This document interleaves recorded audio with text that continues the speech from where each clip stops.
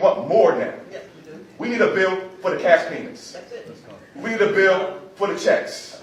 Okay? We don't want to hear it's too hard. Somebody don't like it. The government don't like it. We got to work piece by piece. No. Our people are dying on the streets right now. As I was telling the family, nobody can eat no apologies. Nobody's paying their rent with no apologies. Ain't nobody buying no groceries with no apologies. Nobody's coming out of prison with no apologies. Ain't nobody coming off the street from being unhoused with no apologies. An apology is bullshit. You apologize with your actions. You do better, and that's how you show that you're sorry. Do better. Last thing, brother. Boy, oh boy, oh boy, oh boy, oh boy. Gavin Newsom is a savage. I gotta tell you. He is a savage of a politician, okay?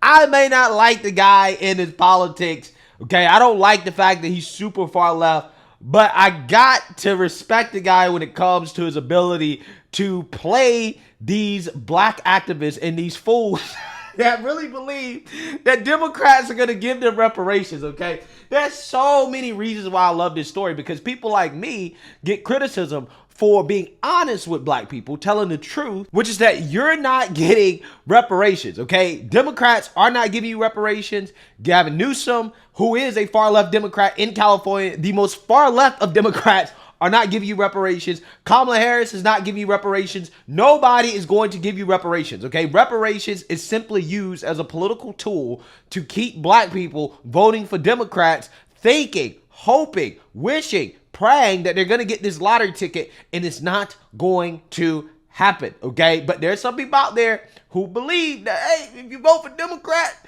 if you vote for Kamala Harris, that you might get reparations. She supports reparations.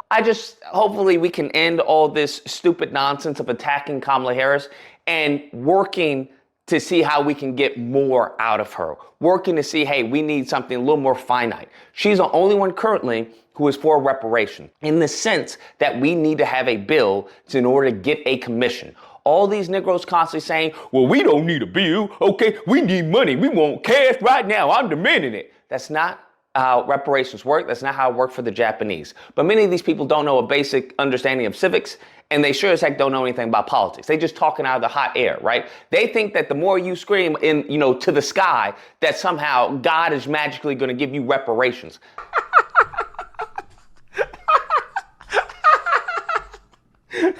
Yo, this is hilarious, okay? You got people out here who claim to be so smart, so politically intelligent, right? They know everything, right?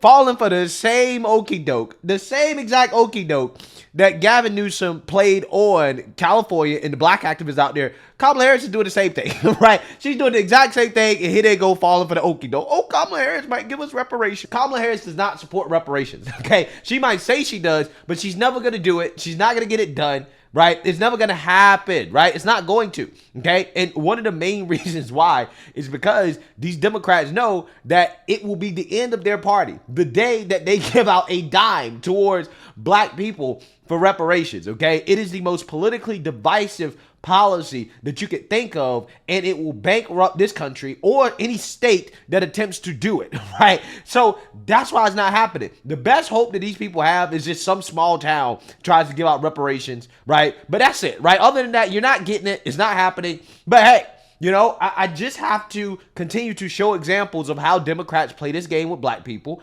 and how they trick black people into thinking that they're going to get something that they're not going to get, okay? Which is exactly what happened out in California. And Gavin Newsom has basically completed the trick, right, against black folks.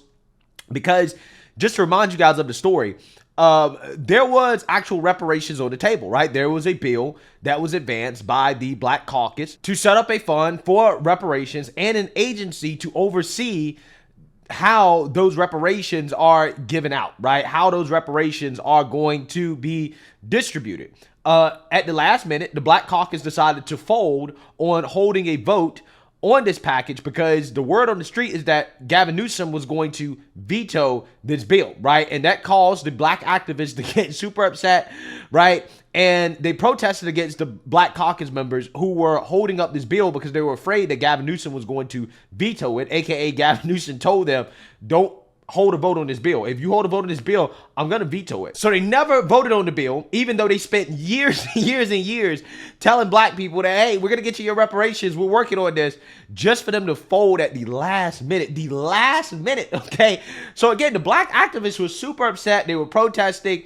And afterwards, Gavin Newsom comes out and basically attacks the black activists for being upset with the black Democrats for folding on a promise that they made to the black activists. Take a look. Out over reparations at the California state capitol continues. Several bills failed to advance to a floor vote before the end of the session. And one state senator is now saying Governor Newsom should call another special session on this issue specifically. Indeed. And KCRA 3 Capitol correspondent Ashley Zavala joins us now to explain. Ashley? Lisa and Ty, lawmakers are already coming back to Sacramento for a special legislative session on gas prices and oil supply.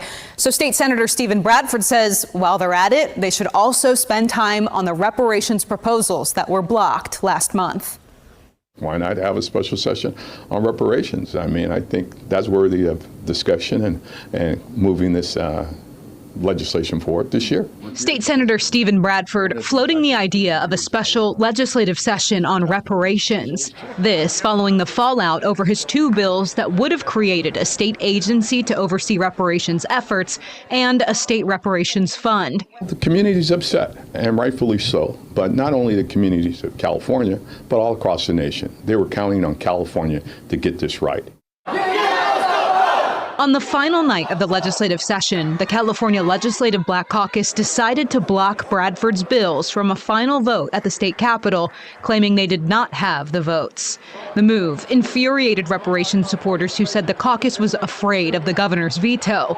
Last month, Newsom's office suggested Bradford change the state agency bill into a $6 million study by the University of California. Bradford refused. I didn't talk directly to anyone about those two bills. Governor Gavin Newsom last week would not say exactly what happened with the specific proposals, but he criticized the reaction from reparations supporters and their treatment of the leader of the Black Caucus, Assemblymember Lori Wilson, who was doxxed online. She did not deserve to be attacked like she was attacked. Members of the Black Caucus did not deserve to be attacked and their integrity impugned. That was disgraceful. Our ancestors have to be greatly disappointed in the fact that we've been waiting 160 plus years for reparations, and it was right here in our hands, and we dropped the ball. Now, Governor Gavin Newsom is the only one who can call a special legislative session. We're still waiting to hear back from his office on Bradford's suggestion for him to call one on this. Meanwhile, the Legislative Black Caucus issued a statement saying in part that the group remains fully committed to introducing reparations bills next year and in the years to come, and says that they will meet in the fall to finalize their strategy. The group noted there are some reparations proposals on Newsom's desk right now, including a formal apology to the descendants of enslaved Black Americans, and another that would establish a process for those to be compensated for having land unfairly taken away from them through eminent domain. But that land proposal actually relied upon the existence of the reparations state agency, so the fate of that proposal is up in the air. Yeah. So speaking of those proposals, right? So as you guys saw there, what he rejected were proposals that actually would put some money behind reparations, right? In regards to actually giving out reparations. So anything that actually comes close to giving out money, right, or resources or anything, he rejected it initially, right? And then you had a couple bills that were left, which were an apology that effectively does nothing. And then you have this eminent domain bill, right, which it just so happens that Gavin Newsom has come out and vetoed that bill as well. Take a look. California Governor Gavin Newsom vetoed a bill that would have created a process for Black families to file claims for land taken through discriminatory use of eminent domain. The eminent domain bill was inspired by a 2022 case where Los Angeles area officials returned beachfront property to a Black couple a century after its unjust seizure. Senator Stephen Bradford, the bill's author, viewed the proposal as a crucial step toward reparations and correcting historical wrongs. The veto dealt a significant blow to a key part of the California Legislative Black Caucus's reparations package aimed at addressing decades of racial disparities.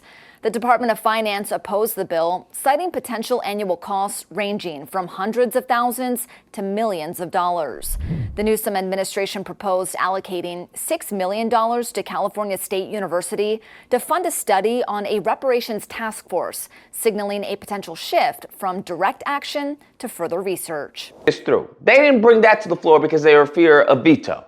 We have another bill that Bradford put out, talking about essentially eminent domain, land that was stolen from black people due to racism, due to them just, hey, we don't like your black butt being here, we're going to take the property. That's what the bill was. It was going to be giving back stolen land, stolen property, things that weren't yours that the government stole. Do you want to know what this POS Newsom did? He vetoed the bill, citing, well, this wasn't a part of the budget. We hadn't come across it in the budget, yada, yada budget. Okay. Now, he vetoes the bill. Boy, oh boy, oh boy. I gotta tell you guys. I am impressed by the finesse here from the Democrats. I really am. Okay, I gotta tell you. Because they started this thing years ago. Gavin Newsom started this years ago. We was like, oh, we're going to work towards reparations. Okay, we're going to set up this commission and we're going to study it. We're going to look into it. We're going to have these conversations. He had all these fools wasting their time going to these meetings, okay, these town halls, whatever, demanding all this money in reparations, thinking that they're going to get their money from the Democrats, right? This is what they thought. Now, it's been about 3 or 4 years of this, okay? All that hard work, okay? It ultimately resulted in an apology and a study, right? All that hard work, all that boohoo whining, begging, okay, all that stuff resulted in what? An apology and a study. That's what you got, right? That's what you got. And another promise that, hey, we'll do it at a later date, right? We'll get it done someday, okay? Someday, just not today, right? You can't make this up. You can't make it up. You can't. Because I've been telling these people the whole time, it's never happening. It's a trick, okay?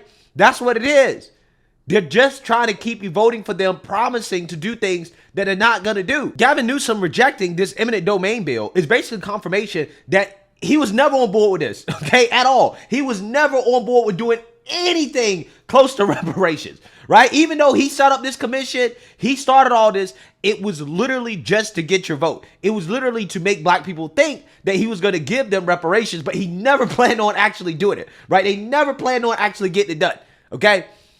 Because this guy basically tried to say, well, it wasn't my fault that the Black Caucus didn't bring the bill to the floor for a vote, right? I had nothing to do with that at all. Except everybody knows he did, right? Everybody knows he's the one that said, no, if you bring this to my desk, I'm going to veto it. Because lo and behold, just a few weeks later, the one bill that they did get to the desk that would do something, right? He vetoed it. He vetoed it. He said, no, we're not doing that, right? Which again is confirmation that, yeah, he would have vetoed that legislation. Had they actually passed a bill to set up funds for reparations, okay, he would have vetoed it. He would have rejected it. That's exactly what he would have done. Just like he rejected this bill. And then he turns around and attacks the black activists, blames them for being upset that the black Democrats aren't doing what the black Democrats promised the black activists they do. Amazing. I mean, this dude is just playing in your face. It's just overt disrespect. He's telling you straight up, we don't give a damn about y'all, right? We'll play y'all like that, okay? This is what he's doing. He dangled that carrot in front of the black people. Jump for the reparations, right? Jump. Get out there and vote. If you want these reparations, you better vote for us, okay? Just for them to turn around and just to pull that carrot up, okay, at the last second, and now you're not getting it, right? You got to wait till next year, and they'll dangle that carrot right in front of your face again next year, right? And the year after that, and the year after that, and they'll continue to pull it up, right? And these people, they'll keep jumping for it, right? Because they haven't proven that they've actually figured out the game, right? Until you figure out that these people are not going to give you reparations. That is never happening, okay? Especially these people that claim they live in a white supremacist country. If you really believe that, then you should already understand it's never happening, right? Again, logically inconsistent, right? But anyways, they're not going to do it. Kamala's not doing it either, right? Kamala will come out here and talk about how she supports a study and all that stuff, but they will never support anything more than a study, right? A study is just a way to buy more time, right? It's just a way for them to say, okay, well, you know, hey, we're doing something, right? We're looking into it, okay? We'll get back with you in the next 5 to 10 years, okay? When the reality is that every single year that passes where they're not giving out reparations, it makes the case for reparations even weaker than it already is, right? It's already a weak case, but they're making it weaker by kicking the can down the road. And I've said this before, and I'll say this again. All the time and energy these people are putting into begging Democrats for reparations, if they put their time and energy into getting their own reparations, aka creating opportunities for themselves, improving their own lives, right? Learning a skill, learning a trade, financial literacy or whatever, they can get their own reparations, okay? Because these same people are going to be begging Democrats 45, 50 years from now for the same thing. Hey, we want our reparations. We want our reparations. And Democrats will still be dangling that carrot 45, 50 years from now. I promise you. And it's not happening now. And it's not going to happen then. And that's just the reality of the situation. So don't be mad at me, okay, because I'm telling you the truth. Don't get mad at me. Get mad at Democrats for proving me right. So let me know what you guys think. Make sure you like, comment, and subscribe. Most importantly, share a Black conservative perspective. Peace.